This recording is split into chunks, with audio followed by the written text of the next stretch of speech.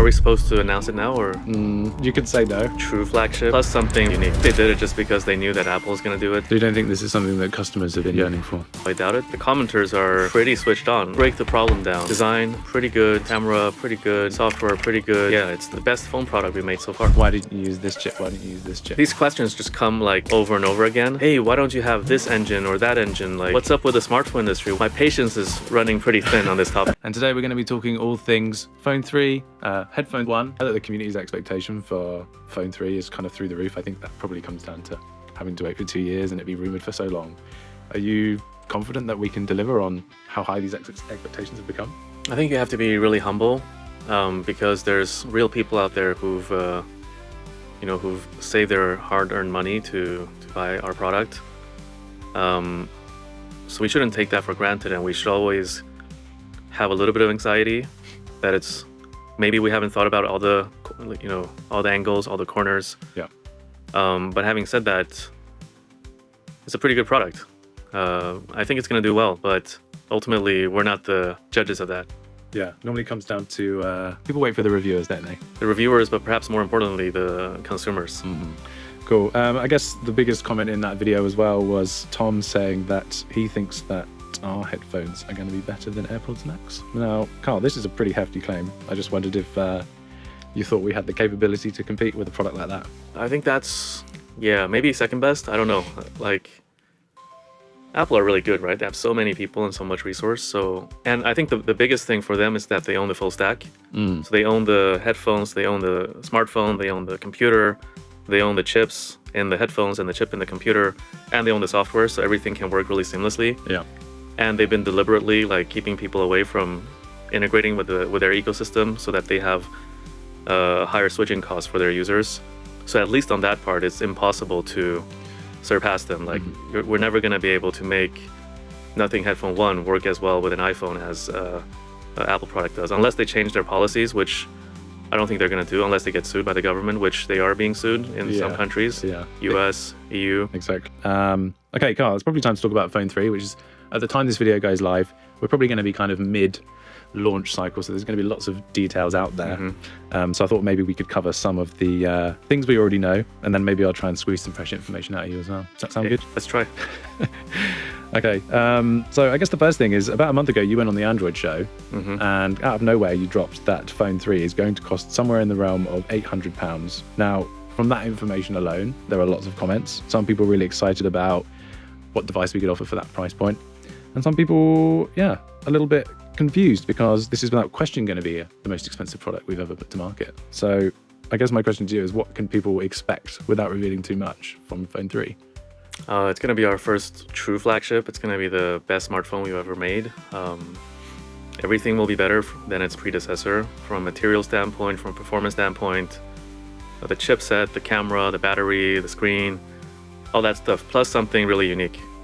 Okay, that sounds good. And we've become quite well known for our mid-range devices, but maybe you can talk a little bit on, similar to the headphones question, like, what's the business intent? Like, why is now a good time for us to be doing our first proper flagship?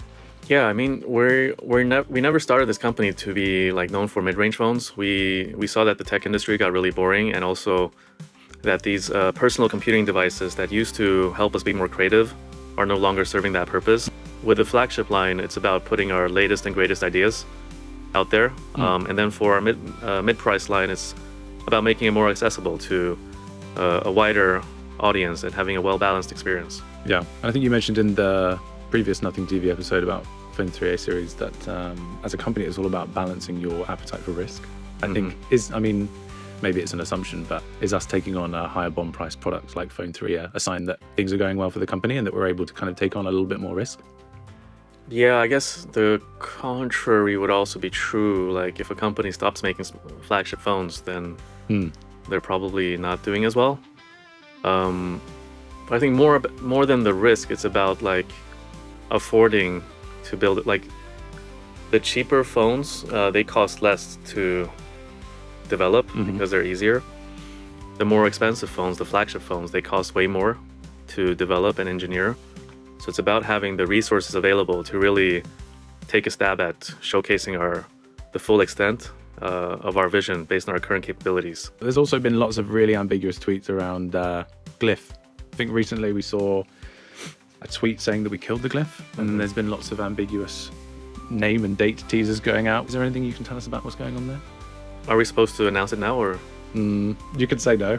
Okay, so then just stay tuned. It's gonna be, I mean, yeah, I think I think the commenters are pretty switched on. Like, I was surprised. Yeah, I think even from the first tease, whereas like the 3, people have noticed some. I remember I asked the team, like, hey, why is this Pokemon teaser black and white? And why are the dots square instead of round? I thought they made a mistake, so I was really angry.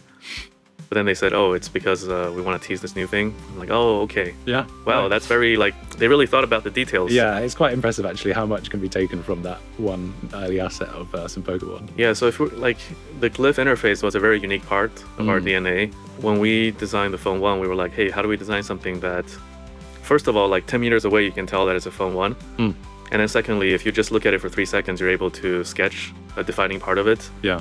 And I mean, we're not going to change that philosophy. So if the glyph interface is not going to be around on the flagship phone, then we should have something else that fulfills those criteria. Yeah. Yeah. No, I think everyone knows that we were never going to kill it and go into a completely bald and boring back to a phone like every other manufacturer. So people know what we're all about. Is there any other kind of fresh information you can tell us about Phone 3? Obviously, my job here is to try and squeeze something out of you. Something that we've not released yet. I think one really interesting thing is that we've always used slightly older chipsets on our flagship phones before. I think when we did the Phone 1, the chip we used was 2 years old, and the Phone 2, the chip was maybe 1.5 years old. Right. But this time we're going to use a very, very new chip from this year, the Snapdragon 8S Gen 4. Awesome. Yeah, so it's the first time we're using a current year chipset. Big nugget of information. Thanks for sharing that. Maybe you can tell us a bit about how we landed on that, because without question, that will be the most powerful chip we've ever put into a smartphone. What improvements can people expect? Phone 3 is going to be our first real flagship, so although performance is not everything, we really have to outperform our previous flagship. Right. So just compared to the Phone 2, it's going to be 36% faster on the CPU side, 88% stronger on GPU, and 60% stronger on the NPU. These are all theoretical numbers, but what it means in practice is it's just going to feel a lot snappier. I mean, there's so much choice out there. It seems to be a big point of contention for customers and fans of the tech industry. Like, how do we actually arrive on the AS Gen 4? It's been one of the consistent points of feedback, I think. Like, hey, why this? Why this? Yes. And why are you using older chip? I mean, we did it from a position of balance. We wanted to create a balanced experience. But this time around, it's still balanced, right? It's just that everything else also got much better, so that we needed a even stronger chip to drive it, because as you know, the chip is not just about playing games. Right. It powers a lot of other things like the camera ISP as well. So I think we're still very much about creating that balanced experience, but we upgraded so many other parts of the experience as well, so that we needed this chip to really drive it. Our relationship with Qualcomm has also gone from strength to strength and really gotten a lot better. I mean, they were super supportive in the beginning, but now we're working a lot closer together. So that also gives us faster access to chipsets. So good to see. I mean, yeah, I've been daily driving it for a while. It's pretty good. Yeah, I'm really enjoying it as well. Maybe, Carl, though, I can play devil's advocate for a second. Like I said, chipsets and smartphones, there's so much out there. But the people that are inevitably going to ask us, why didn't you use this chip? Why didn't you use this chip? Like, there are going to be more expensive, more premium options out there. So we know that those comments are coming. Yeah, I mean, we're always about creating a great product. And for us, a lot of it is about balance. Like, how do you create a really great overall experience? Other companies might choose to focus on spiking the experience, like have a slightly less good phone, but spike it somewhere. Yeah. Like spike it on the camera or make the processor the standout feature. I mean, we're going to use these products for hours every single day. So for us, it's about creating this holistic experience. Like, it shouldn't have any immediate downsides, and everything should be pretty good. So that's kind of how we approached it. If people want just processor, I think there's better, brands to pick from. Yeah. If they want just camera, there's probably better products to pick. If they want a really well kind of thought out experience, maybe the Phone 3 will be a great product for them. But actually, I find these these questions just come like over and over again. You can never win, ultimately. And it's strange, right? Like there's so many different categories of products out there. Like if you think about cars, processors, like it's kind of like an engine of a car. When a car company releases a new car, people look at the overall of the car. They might look at the 0 to 100, like how many seconds it takes to accelerate, but I just haven't seen, hey, why don't you have this engine or that engine? Like, what's up with the smartphone industry? Why are people so hung up on the processor? I mean, that's just like in a car, the engine is an important part of the car, but it's also how you build the rest of the car, the aerodynamism of the design, how well the engine plays with other parts of the components. It's the same on the smartphone. You also have companies with like really good chips who don't really optimize the software, so it lags or overheats. So it's I don't know. I'm pretty my patience is running pretty thin on this topic. Well, maybe that's what they're trying to do, Carl. Maybe they're trying to wear you down until you build one of these spike products where you buy the most expensive chip at the time and you give up on the rest of the product and make something very vanilla with the best chip. That wouldn't be a company that I would want to work for. Yeah, I wouldn't. Yeah, we'll probably do that never. Never. Best product, or the best phone product we made so far. Let's keep it at that. Okay, Carl, I think that about brings us to the end. Thank you so much for joining me today for a chat. We only had a short time with you, but I think we had a lot of fun. Yes, thanks for having me.